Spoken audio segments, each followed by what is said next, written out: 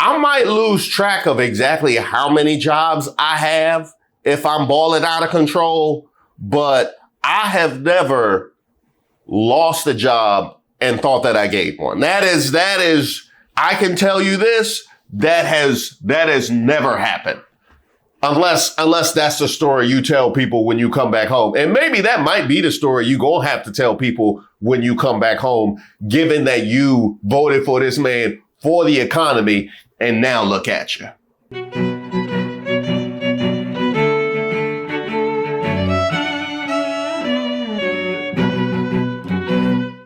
Shout out to all of the subscribers and the members here on the channel. Don't forget to like the video. I'm Reese Waters, and this is Street Politics. I'm going to need all my For the Economy people to come to the floor. For the economy. If for the economy was your excuse, I'm going to need y'all to come to the floor right about now. Yeah, right here. Yeah, you voted for Trump. Yeah. No, it wasn't racism. No, it wasn't no, it was for the economy, which makes about as much sense as liking my channel for the singing. Love lift us up where we belong. Hey, even traffic is booing. Oh, brother, this guy stinks! The U.S. economy added a paltry 22,000 jobs in August, adding to concerns about the health of the economy. The unemployment rate ticked up to 4.3%, rising for the second month in a row, while the labor force participation rate increased after falling since April. The data from the Labor Department followed a similarly dismal jobs report for July that showed an average of just 35,000 jobs added to the economy each month between May and July. The August report brings the latest 3 months average down to 29,000 jobs. Now, wait a minute. Didn't he just fire the head of the Bureau of Labor Statistics? Didn't he just for a similar thing? And now this is the next report. This is like failing an open book test that you graded yourself. Economy lost jobs for the first time since 2020. The latest jobs report includes further revisions to previous months, including an estimate that the economy lost 13,000 jobs in June. That's the first time a jobs report registered a net negative jobs report for the economy since December 2020, when the economy shed 183,000 jobs. Huh. That must be what they mean when they talk about making America great again. He throwing back to his own regime in 2020. You know, he saw that dismal jobs report and looked at it like Vince Carter. I got one more in me. I definitely got one more in me. And yes, you read that correct. They corrected previous reports, as bad as those were at the time. They didn't even report just how bad things truly were. So if I'm going in from, not only did you fail an open book test that you graded yourself, but you did so bad, they went back and gave you worse grades on your previous exams. The August report also increases the ratio of the number of those seeking jobs to the number of jobs open. There are now about 200,000 more people looking for work in the U.S. than there are available jobs. It appears this is all leading to slower growth in wages, which already have had trouble keeping with inflation. Private average hourly earnings are up 3.6% annually over the past 3 months, compared to 4% growth last year when inflation was mostly falling.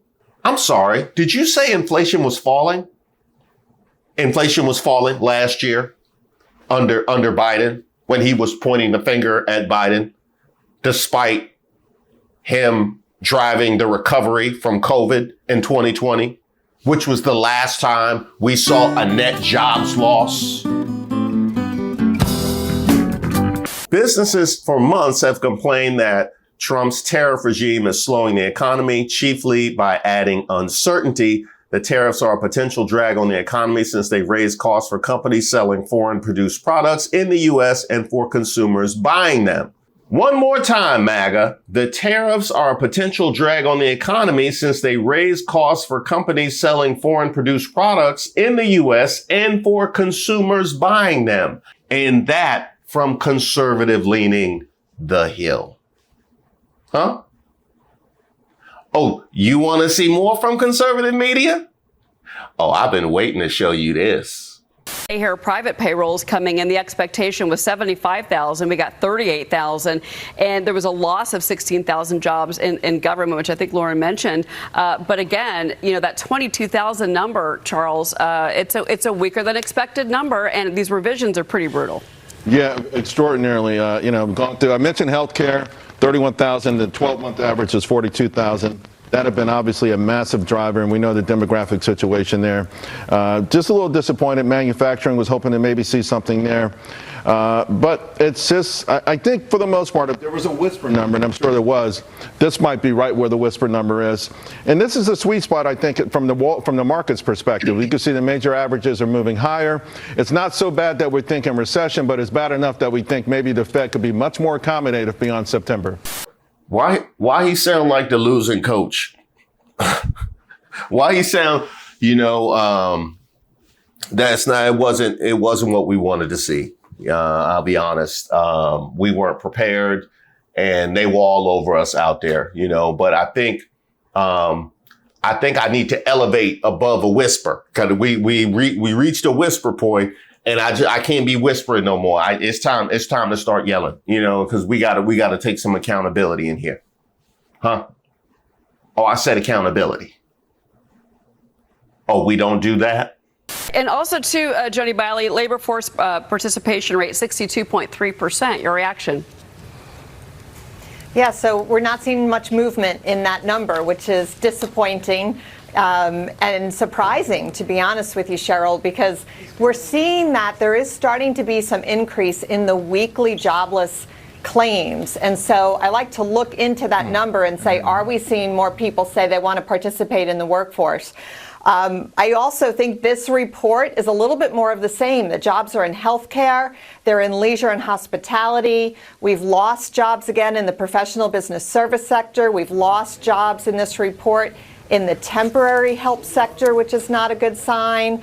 So there's a lot of concern. Even though the private payroll number is 38,000, that is still a pretty weak number. But You got that right. It's real weak, especially considering where were all the jobs that he was supposed to bring back? He was supposed to bring the jobs back. You know what I mean? Y'all did the whole mass deportation, get them out of here, taking American jobs. Y'all did all this.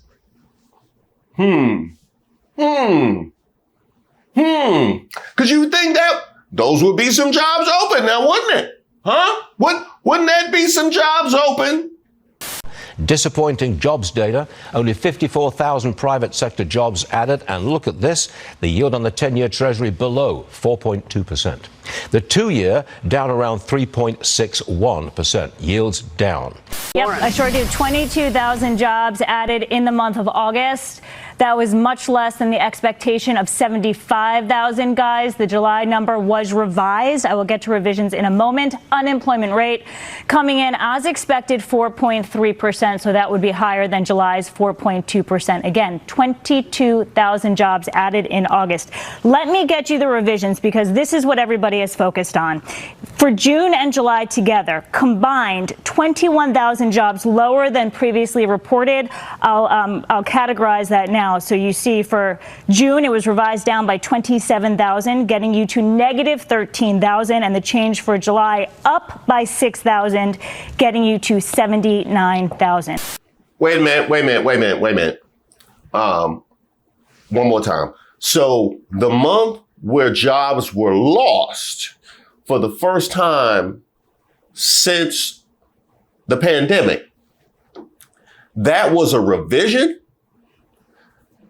So you mean to tell me we lost jobs in a month where previously we had reported that jobs were gained?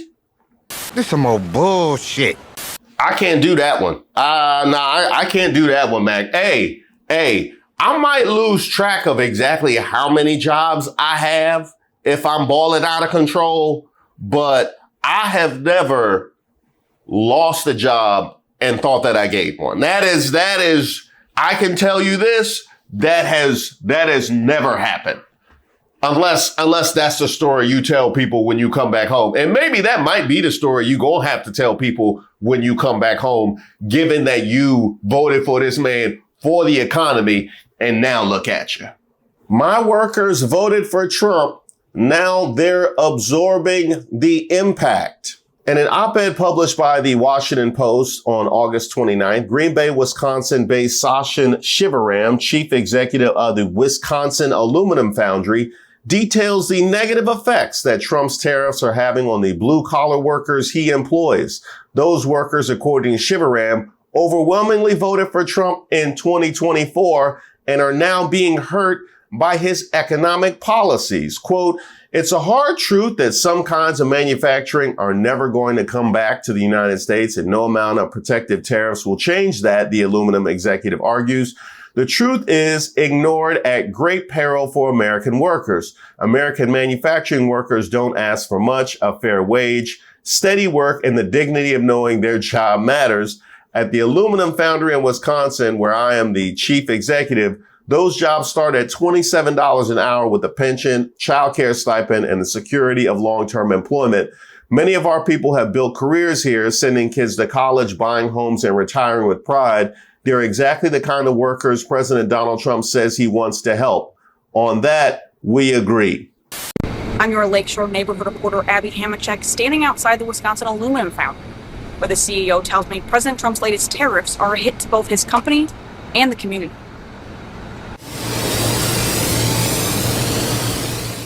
At the Wisconsin Aluminum Foundry, work starts with something simple.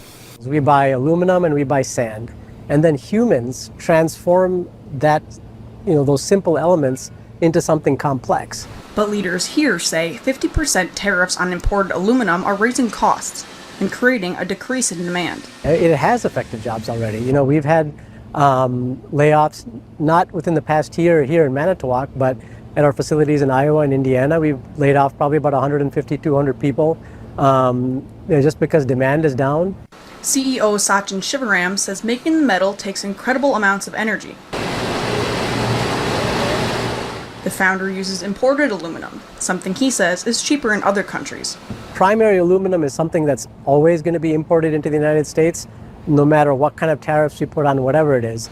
And so by the tariffs, what they've done is they've increased the cost of a key input material for us.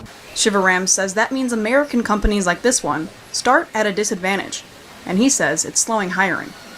First shift is pretty full. Second and third shift, we could hire 60-70% more people. Still, he says there's pride here, not just in what is made, but what these jobs mean for families. Thinking of another employee, he emigrated from Mexico many years ago and has built his whole family here over 25 years. His daughter just graduated from UW-Madison. He vacations in Kentucky to see music festivals. And these are the types of stories that a great job can help facilitate. In a community built on manufacturing, he says every job makes a difference. Understand that the types of jobs that we are creating are great jobs. These are the jobs that the American dream is built on. Now, one more thing. Before I go in, there's this quote from the article, a disclosure. I didn't vote for the man, but I'm not just writing this for myself. I'm writing on behalf of the roughly 1,000 workers who power our company and who overwhelmingly did vote for him.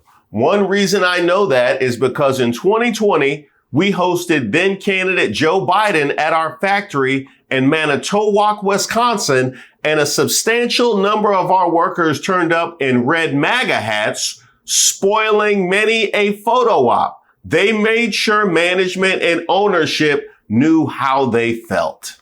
What the? Dang. Oh, it's not good. Oh, it's looking grim. Oh, it's grim. Hey, yo. Oh, it's looking grim.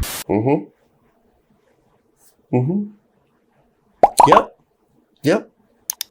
Y'all wanted to make a statement when you had when you had the president at the seat of power there for you, y'all wanted to make a statement and wear your MAGA hats. So I don't know. Maybe you can get a job walking around with those right now, ruining people's photo ops. Are they hiring for that? It might be hiring for that. You know what I mean? You never know. So, I don't know. Well, y'all can reconvene down at unemployment. Y'all can reconvene, but let's not let this go unmentioned. So he said, I didn't vote for the man.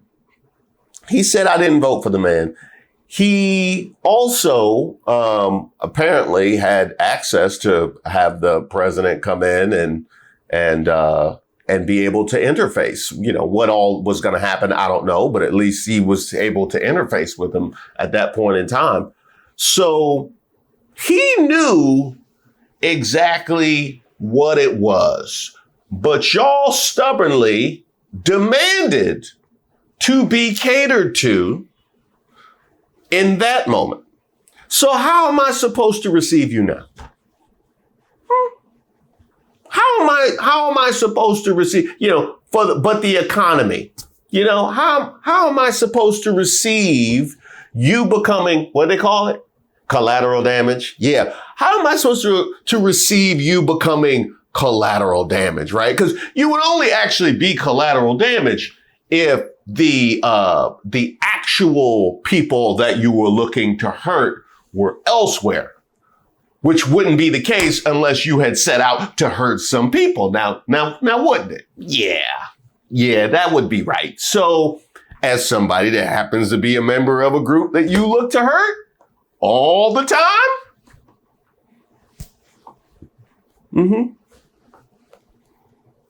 how much is that hat paying? Oh, it's great. Hey, yo.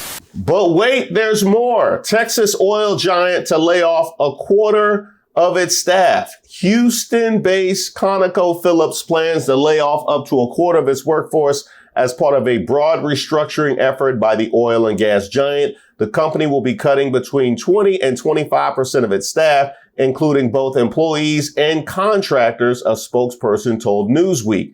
ConocoPhillips had around 12,000 employees at the end of last year, according to its own estimates, and nearly employs a total of roughly 13,000 globally, according to Reuters, meaning as many as 3,200 people could have their roles impacted by the decision. Man, this ain't the drill, baby, drill that we was talking about all during the campaign. This ain't the drill, baby, drill. Wow. So maybe this went the same way as I will lower the prices on day one. Maybe this is kind of going the same way as that is going. Yeah. But the economy people, man, this is looking rough. Well, I will tell you this, because you have the economy people, but you also have the people who said, we need a shrewd businessman in office, right? We need a man in office to negotiate our deals. So naturally, in a moment where promises were made and not kept, naturally you would want, somebody of any integrity who would be negotiating and trying to steer us out of this, to have some accountability about all of this, right? The best you could hope for in this moment is some accountability. Well, you would be relying upon the man that we knew not to do so prior to the election, which is why we moved the way that we did. Good luck with that. How is the White House reacting to these new numbers this morning? Hey there, Chanel. Good to be with you on this Friday. Well, the White House is downplaying these numbers. In fact, Kevin Hassett spoke moments ago talking about how these numbers not only show the jobs numbers that we've seen in the past month, but that the White House essentially expects them to be revised upwards. Listen to what he said earlier. seeing a massive blowout in capital spending and new factory construction, something that happened because of the tax reforms that we had. So people are allowed to expense factories. Capital spending is growing at a rate. It was about 8% over the first half of the year. It's accelerating in the third quarter, which is why GDP now has the third quarter at about 3%. And so, like, all the indicators that we're seeing are that inflation is low and economic growth is solid. Income growth is solid as well. So that the only part of the data that's disappointing is that the jobs numbers have been a little bit lower over the last 3 or 4 months. But again, Goldman Sachs had a report out yesterday that said that the seasonals of the summer are kind of unusual, and that in August, typically the advanced number is about 60 to 70,000 lower than the final number ends up being. So we can perhaps expect, as Kelly perfectly pointed out, that those numbers may increase as more data comes in and the weeks move forward. But remember, the president has oftentimes not only blasted these numbers, but blasted the Fed for not lowering interest rates. So we'll keep a watchful eye on what Jerome Powell and the rest of the Federal Reserve Board of Governors do in terms of that benchmark interest rate when they meet in the coming days this month. Everybody has done their job. The president in his tariff talks, the trade deals, the trade deficit, making sure that that is for the American people, that he has balanced that. Congress did their part in passing the one big beautiful bill, the working tax cuts for Americans. But Jerome Powell has not done his job. He needs to lower that interest rate so that makes sure all three legs of that stool are doing their job for the American people. Do tariffs have anything to do with this slowing job market? Tariffs are working. I've been on the road, as you know, in 32 states out of my 50-state tour. Tariffs are working. How do I know this? Because companies are reinvesting in the American workforce. We're seeing the consumer confidence up. We're seeing real wages up year over year, almost 4%. Real wages are up. Blue collar boom, I talk about it. It seems like something that is rhetoric, but it's not, because that's what we're seeing on the ground.